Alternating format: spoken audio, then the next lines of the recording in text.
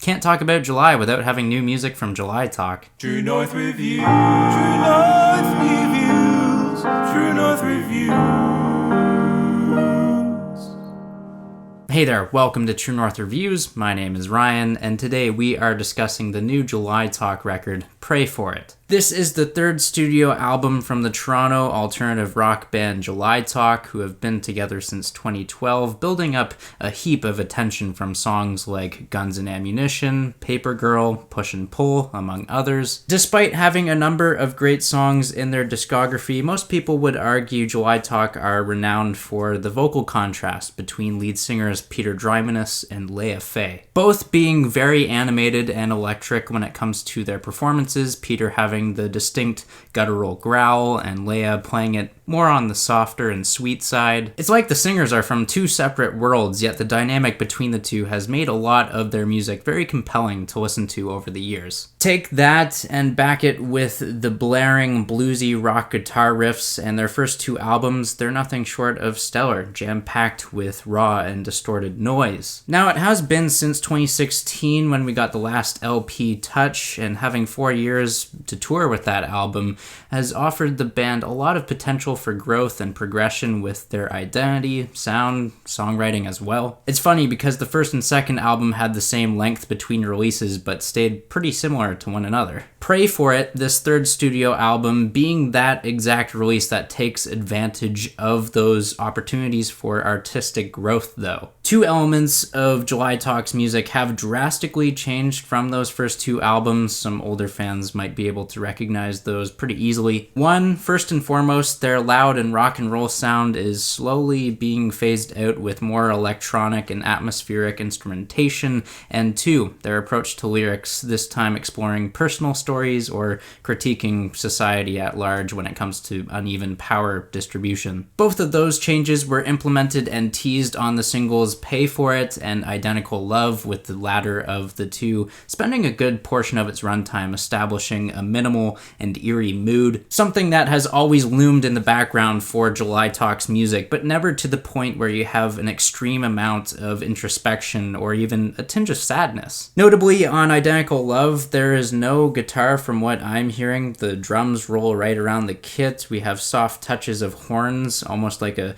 jazzy breakdown in the middle of the track. So if you're apprehensive with the new sound backing them, rest assured that the consistency is still provided by the vocals. They are still fun to harmonize with. Peter and Leah weirdly complement each other as per usual, but the weirdness doesn't stop with the instrumentation. Again, the blues rock is almost forgotten on another song, Good Enough, which this track makes use of the subdued synth chords. It's hard to make out. There might be some muted guitar in there, but it's contrasted to the peppy drums, some hand claps as well, right at the front of the mix. No doubt, Good Enough is one of the better tracks on this album. It has a serious tone, yet an irresistible hook that will have you coming back time and time again. It's almost as if with this track that the stop and starts with the drums, the obvious silence, all these kind of instrumental choices are deliberate, and even if they are used sparingly, they intensify the most energetic and lively tracks on the album. And with that being said, we creep closer towards one of those energetic songs with Life of the Party, the first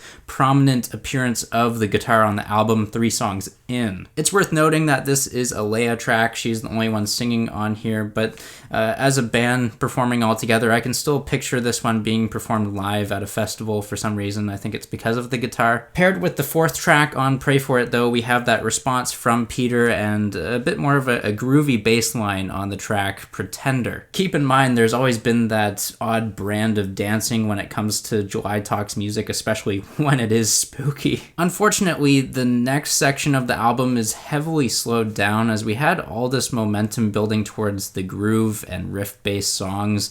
Instead of going towards that direction and releasing some possible tension, we take what I would consider is a massive detour from the lively compositions and we go into the piano-led track Pay For It, which is fine on its own. I enjoyed it as a single. Some fans might even find it similar to Strange Habit in the way that song contributed to July Talk's second record, Touch. However, Gone is the sinister or looming threat of danger. The piano on this song compared to Strange Habit is dull and tedious. There's really not that much excitement going for it. Granted, that might complement the lyrical perspective of being unable to intervene with physical confrontation, but as a lyrically interesting point, the piano still bores me musically and sonically, really just dragging the pace of this album down in my opinion. If Pay For It wasn't insufferable, we have July Talk attempting what sounds like a Mavis Staples tune, complete with all the social poking and justice speech, but this song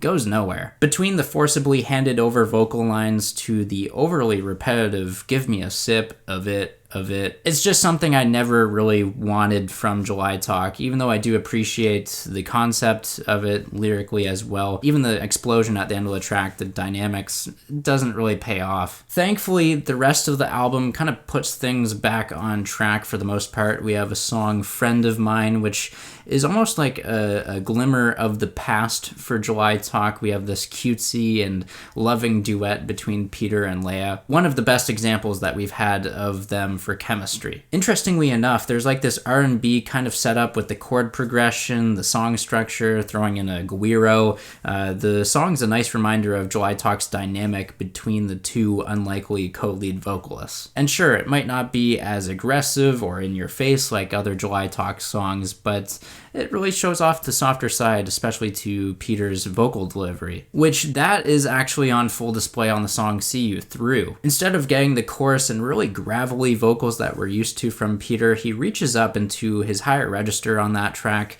It might not be the most beautiful voice in the world, but as an introspective track, it's alright. By no means one of my favorites on here, but it's something to point out, something worth mentioning. What is my favorite track though? That has to go to Governess Shadow. I think this is just the prime example of when July Talk pulled off the social context in their lyrics, but at the same time, they also stuck the landing as a tried and true rock song. That's made obvious with the off-the-cuff shrieks and shouts, the wiry guitar solo, and an abnormal vocal refrain from Leia as well. It makes me even happier to see Governess Shadow supported by another cut on here, The News, which sounds like it's straight out of the 90s as like this noise or indie rock song playing homage to My Bloody Valentine or Sonic Youth. Just incredibly deafening and distorted guitars that are the focal point along with a strong hook. Other than that, not much else is catching my attention with Pray For It. It seems like there's this lack of bite or crunch to the sound of July Talk, or at least what they used to be before. What is most noticeably missing is the hard rock guitar riffs. And with that, I think I spent a good majority of this album waiting for a chaotic moment or just this release of energy that was never going to happen, unfortunately. That being said, I can praise the attempts to experiment with something new stylistically and lyrically, but most of the tracks that did that are sadly the lowest of the lows on Pray For It, in my opinion. Personally, I'm comfortable with giving July Talk a strong 6 out of 10 on this record, but it definitely doesn't hold a candle up to the first two albums that I would recommend a whole lot more if you're a first-time listener. And there you have it. There is the July Talk album review. Make sure you guys sound off down below in the comments. Let me know what you guys think of this music. Agree or disagree. I'm here to engage with you guys. If you'd like to leave a like, subscribe if you're new in town. I'd appreciate that as always. Thanks for watching, and have a rockin' day.